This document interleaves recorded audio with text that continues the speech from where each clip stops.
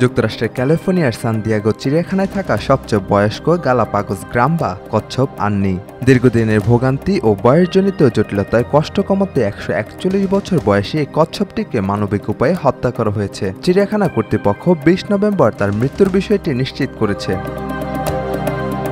চিড়িয়াখানা সূত্রে জানা যায়, গ্রামারের জন্ম 1880-র দশকে। সে 2 বিশ্বযুদ্ধ, 20 জন মার্কিন প্রেসিডেন্টের সময়কাল এবং অসংখ্য ঐতিহাসিক ঘটনার সাক্ষী হয়ে জীবনের শেষ দিন পর্যন্ত সান দিয়েগো চিড়িয়াখানায় প্রাচীনতম অধিবাসী হিসাবে পরিচিত ছিল।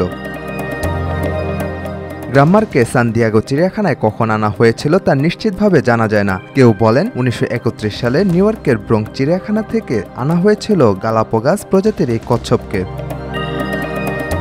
চিড়িয়াখানা কর্তৃপক্ষ জানায়, বয়সজনিত কারণে সাম্প্রতিক সময়ে কচ্ছপটি বিভিন্ন শারীরিক সমস্যা বেড়ে যায়। গ্রাম্মা আর হাঁটতে বা স্বাভাবিকভাবে খেতে পারছিল না। শেষ পর্যন্ত প্রাণীর কষ্ট লাঘবের লক্ষ্যে তাকে হিউম্যান ইথানাজিয়া দেওয়া হয়। সাজিদ আকরাম, সৌরভ, আজকাল।